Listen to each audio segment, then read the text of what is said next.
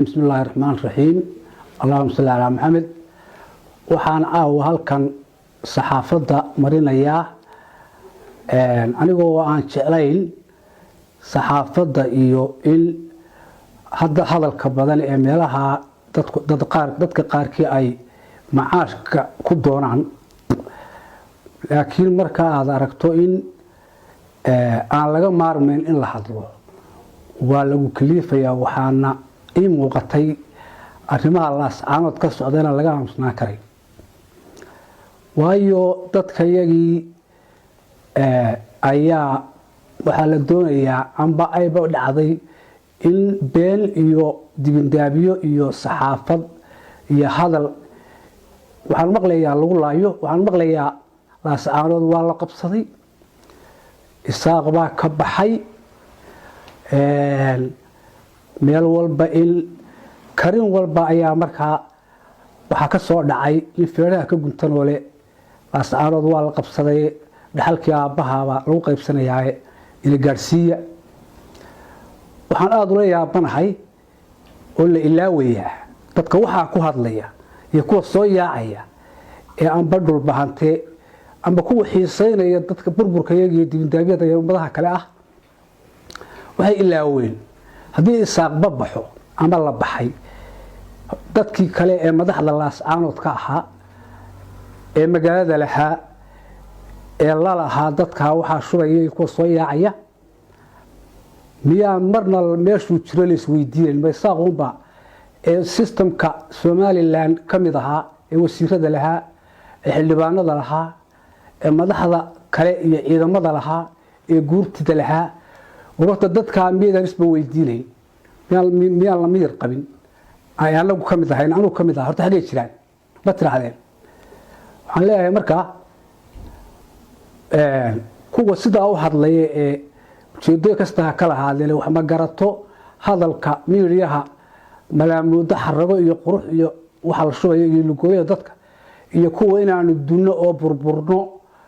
oo dhismaha iyaga iyo magaaladayada iyo barwaaqadayada ka xun. intaba waxaan leeyahay ciidankii qaranku ma bixin, xitaa bixi maayo. laascaanood waa la qabsaday, lama qabsan, xitaa lana qabsan maayo. laascaanood annaka ayaa joogna, waxaanu u talinay, waxaanu ugu talinayna nin waliba waa arkaasaanu ugu talinay 2007kii sidii ay ahayd markaan anigu soo galay ee ciidanka qaranku soo galay ee sistamka somalilan ee barakaysani loo yimi. dhulbahante ma wada hadlayn, xabadda iyo meydkuna waa nagu badnaa, dhismo iyo guryo iyo dhaqaalena umaanaan jeedin. reer waliba reer hebel buu ku duuli jiray. markaanu badbaadinay ee qaranka somalilan aanu keennay bay badbaadi. maantana waxa guri cad, waxa laami, waxa ganacsi halkaa kalabaydh bay ku dhowdahay, halkaana waxay ku dhowdahay canjiid magaaladii, halkaa dhoodi bay maraysaa, xudun bay madaxa la gelaysaa, gambaday ku dhowdahay. waxaasoo dhan raggii ku tabcay ee arrintan ka shaqeeyey horta xaggeebaa maxaa loo ilaawayaa? waxaan leeyahay kuwa soo ordayow, markii aanu aragnay beenta tirada badan ee ciyaalkayagii iyo naagahayagii lagu lugooyay ciidanka amniga magaalada, aniga ayaa mas-uul ka ah oo xukuma. anigaa ka saaray ciidankii oo idhi ciyaalka iyo naaguhu waxbay fahmi doonaane ciidanka qaranku banaanka ha istaago, bilayskow socodka badan baldaaya, dadka jibaysan. waxaa adeerna u yaro muuqatay oo ka dhacday meel walba ina gaadhsiiya laascaanood la qabsay. waxaan leeyahay run baan idiin sheegayaa lama qabsanayo, xitaa ma idiin dhaaran wallaahi xitaa la qabsan maayo, waayo waxa loo soo yaacayaanu garanaynaa, annana waxa aanu u joognaanu garanaynaa. tacabkayaga idina burburin kara mayso. waanu ku tacabnay 20 sannadood baanu magaalada dhisaynay, waxbaanu baraynay dadkayaga, waxa weeye waa ku najaxeen. cayaar u burburin mayno laakiin hadda waxaad moodaa dadkii guryaha lahaa ee iskuulada ahaa ee aanu islahayn horumariya ciyaaladoodii iyo naagahoodii inay ka adkaan waayeen qaarna ay kuwa waxaa ku hadlaya run moodeen waxaan idiin sheegayaa inta laga bilaabo berito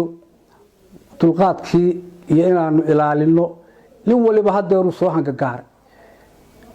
waxaan idin farayaa reer laascaanood dhulbahanta laascaanood ragga lacagta ku haysto ragga guryaha lahow ragga jibaysan ee masaajidada ka kacayo anigu haddana kuwa ugu lacagta badan ee ugu guryaha wacan how anigu idmaan fahmin waxaad rabtaan haddaad wadaadda tihiin sheeganaysaan wadaadada intooda badan ragga masaajid kale dhiigga hal xasuuqo war ciyaalkayaga la xasuuqi maayo laakiin waxaan leeyahay ciyaalkiin iyo naagihiina reer laascaanoodow ninkii miyir qabowna ilaasho haddii laamiga gubista laga dayn waayo inta maanta laga bilaabo oo buuqa iyo calamada madmadoowe la soo baxayee meel ay ka shaqaynayaan annagu aanaan arag la dayn waayo aabliga waa soo celinaynaa anaa soo celinaya rag ilaahay saaqa baana laayow innagaa islaynayna ogaada wixii dambe gobolka fadqalalle ka geystow innagoo dhulbahantaabaa isu imanayna amnigana waan sugayaa anigaa sugaya waxaan leeyahay dadkaa sharwadayaasha ah sharkooda waa ma u soconayee yuu idin galaafan shacabka laascaanoodow hablahow gabdhahow ciyaalkow waanu ka xunnahay wixii maalmihii dhaweyto dhacay ee ciidanka qaranka amniga igsidhinadii weliba waxaan leeyahay haddaan ciidanka somalilan ee annagu aanu xukunno uusan ahayn way dadaaleen wixii la samaynayey boqolaal baa ku dhiman lahaa waxaanu farnay dadaal intaasaa dhimatay wallaahi dhowr boqol baa dhiman lahaa haddii ciidan aan dadaalayn oo dalka iyo dadka lahayn oo annagu aanu xukunno haddaan ciidanku ahayn oo ilaalinayno xabadooda meesha marayso wallaahi boqolaal baa dhiman lahaa laakiin waxaad moodaa haddana in lagaba fursan waayey oo dadkaanu ilaalinayn naftoodiina ilaalinayn hantidoodiina ilaalinayn guryahoodiina ilaalinayn nabadgelyadoodiina ilaalinayn 24 saac ee soo socda haddii aanu aragno shoobare dambe haddaanu aragno laami la gubayo haddaan anigu arko gabadh yar iyo ciyaalo laamiga lagu soo daayey amniga farahada ka bixi maayo wixii idin soo gaadhina idinka ka mas-uula nimanka karmaha ka soo dhacdhacaya la leeyahay hebluu ka yimi dhulbahantaha aan gobolka u dhalanow naga daayo fadqalaalada ka gobolka u dhashadow ninkiina amni iyo wanaag ku joogayo ku joog kii kale waanu iska kaa qaban waxaa la hadal hayaa waxbaa ina dila dadka ina dila annagu oo dhulbahanto ah madaxdii qaranka somalilan ah waxaa ina dila idinla waa taqaanin annaga waan naqaana dhulbahanta isagaa islaynaya waxaa la dilaa ninkii somalilan u shaqeeya haddii saaqnalaynayo ka somalilan u shaqeeya damay dileen caqligu shaqeeya loo baahaya waxay dili lahaayeen kaan u shaqaynayn ee aan kale waynu ognahay somalilan nin dhulbahanta oo madaxa loo soo duuftay ku bixi mayso annaga weeye somalilan isaaq maahe waa annaka kuwa laascaanood somalilan laascaanood aniga weeye number 1 waayo dhulbahantaha halkan jooga wasiiradu hawshooday qabsadaan dowladda dhexe ku jiraan amniga cidda leh waa aniga weeye iyo saraakiisha kale ee ciidamada qaranka dhulbahante ee xudun jooga ee wurwur jooga ee kala bari jooga waxaa baana xukuma kuwa kale ee somalilan galbeedkeena aniga xukuma waxaanu idin leeyahay ragga karmaha ka soo dhacay isku sawiraya magaalada laascaanood dhexdooda markaan xabadii uga turay ciyaalkayga iyo naagahayga iyo guryaha quruxda badanow haddaad ka bixi weyda haddee aan ognay guryaha ku jirow waanu ka shaqaynaynaa magaalada dilka laascaanood aan ku noqdo dilka laascaanood waxaa geysta dhulbahante ninka dhulbahante ahee isaaq baana dilow anaa kuu cadaynaya aniga ma waxaad ii haysataan iyo rag madaxda ah ee Somaliland ee dhulbaantay ma niman iyadoo isaaq iska kiin leynayo intay idin dilaan og oo baad noo haysataan haddana iska aan muraad ka lahayn dilkiin in isaaqin laayeen rag uga badnoo haysataan mise waxaad noo haysataan cidda idin dilaysa rag ogaan weyda adeer dad idinka damiir wacan dadka idinka turis badan idinka aan isleenahay waad ka caqli badan tihiin baan isku wada naano هو waxaa sameeyay in ay nin dhulbaantay adilaan in Soomaaliland magaalada kaga baxda ku rabo hadda ragga magaalada halkaas ka soo dhiceen warday idaad isaaq doolistaan burca isaaq digaya iyalka madaxa duubta burca ku laayay dhulbaanto burca ku laayay iyalka shoobaraha kuwa dhex galo oo ha shoobareeyeen hadda xiriyaha ciidamadu yaalaan taga